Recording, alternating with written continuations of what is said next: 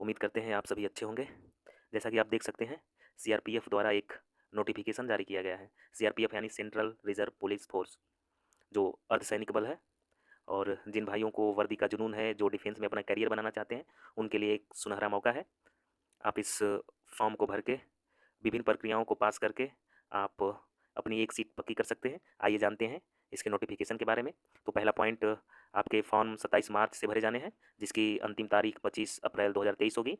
आपके जो exam date हैं वो भी इसमें दिए गए हैं। वो 1 जुलाई 2023 से 13 जुलाई 2023 तक चलेंगे। और आपके एडमिट कार्ड 20 जून से 25 जून के बीच रिलीज होंगे। आगे चलते हैं और देखते हैं इस नोटिफिकेशन के इम्पोर्टेंट पॉइंटों को, क्योंकि 50 पेज हैं और सभी पेज को देखना यानी समय बहुत लंबा खिंच जाएगा। तो आइए जानते हैं पे स्केल के बारे में। कितने मिलने वाले हैं आपको, इसमें सैलरी कितनी है। तो पे लेवल 3 है और आपको 21,700 से 69,100 रुपये तक आपकी सैलरी होगी। और वैकेंसीज डिटेल्स देखते हैं कांस्टेबल, टेक्निकल और ट्रेड्समैन की, जिसमें टोटल पद आपके 9,212 हैं, जिसमें पुरुष उम्मीदवार के लिए 9,105 और यदि आप महिला कैंडिडेट हैं तो आपके लिए 107 सीट आरक्षित है। और ये स्टेट वाइज सीटें दी गई हैं, आप देख सकते हैं, स्टेट और यूटी वाइज। आप जिस भी स्टेट से बिलोंग करते हो, आप अपनी रिक्तियों को देख सकते हैं, कितनी आपके स्टेट में रिक्तियाँ हैं, कितनी आपके यूटी में रिक्तियाँ हैं। और ये फीमेल कैंडिडेट के लिए तो महिला उम्मीदवार देख सकते हैं अपनी रिक्तियाँ। आगे चलते हैं, पॉइनियर विंग्स की वैकेंसीज है, आप देख सकते हैं इसे।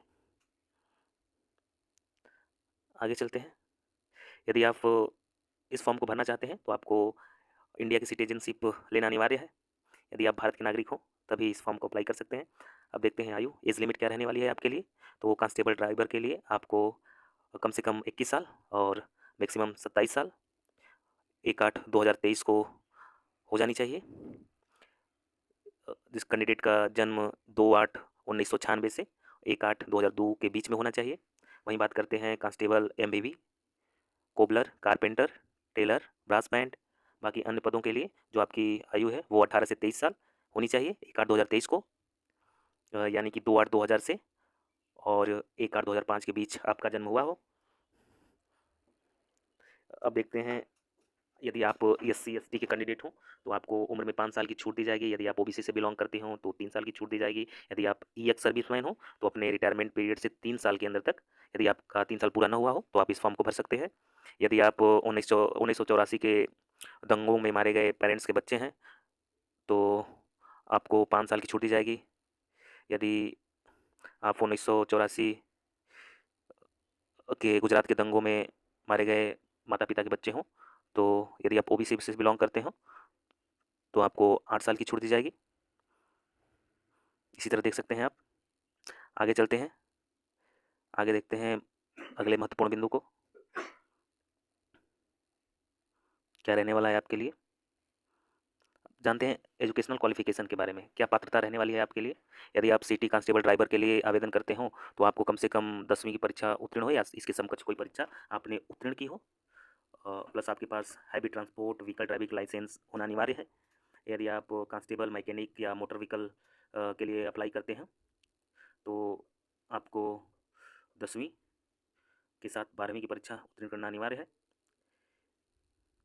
साथ ही यदि आप के पास टेक्निकल क्वालिफिकेशन 2 साल का आईटीआई हो या मोटर मैकेनिक में, तो आप इस आवेदन को कर सकते हैं। आगे चलते हैं, आप देख सकते हैं ये pioneer wing constable, mason, plumber, electrician की योग्यता है। इनके लिए आपका 1 साल का अनुभव होना भी ज़रूरी है।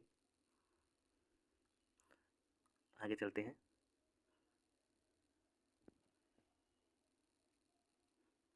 आगे चलते हैं और देखते हैं अगले बिंदु को, एप्लीकेशन फ़ी।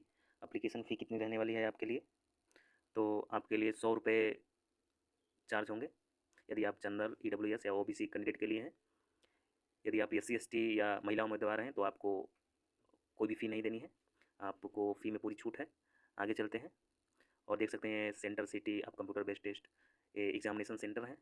आपके सुविधानुसार जो भी आपका नज़दीकी सेंटर हो आप उसे चुन सकते हैं।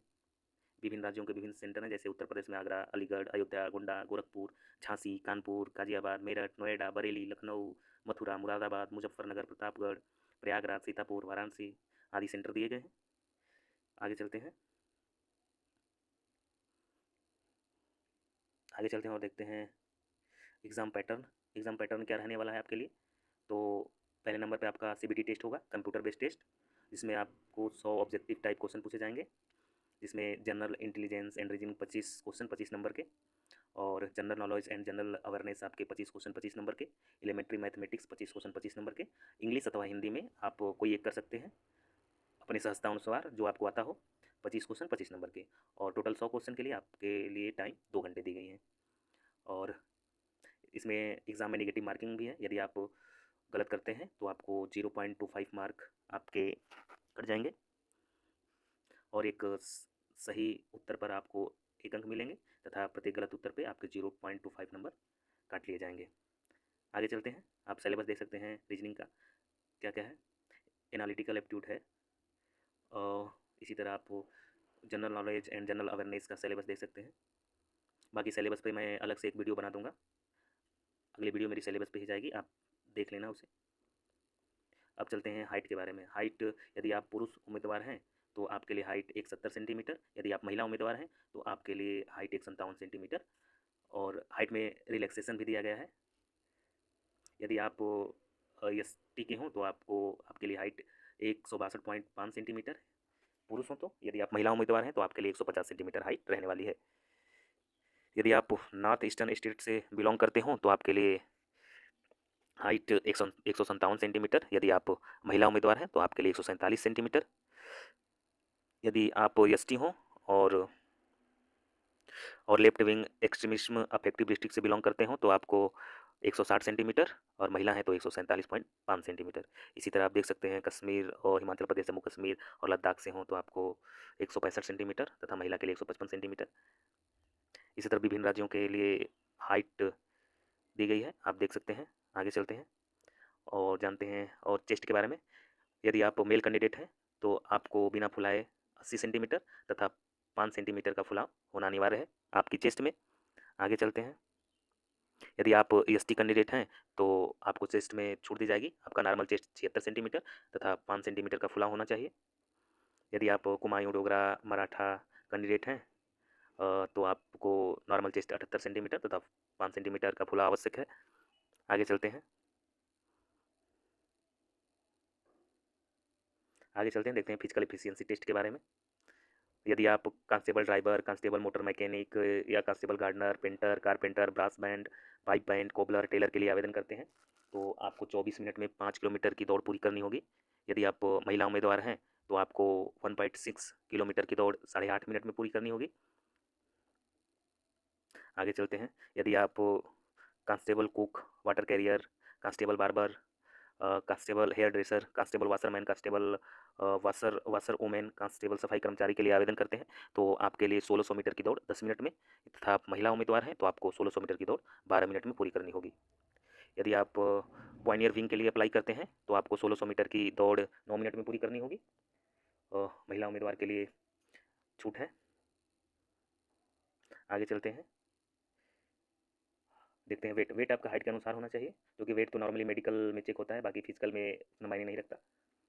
अब आते हैं ट्रेड टेस्ट। यदि आप जिस भी पद के लिए आवेदन करते हैं तो आपको ट्रेड की परीक्षा उत्तीर्ण करनी होगी, आपको ट्रेड संबंधित ज्ञान आवश्यक है।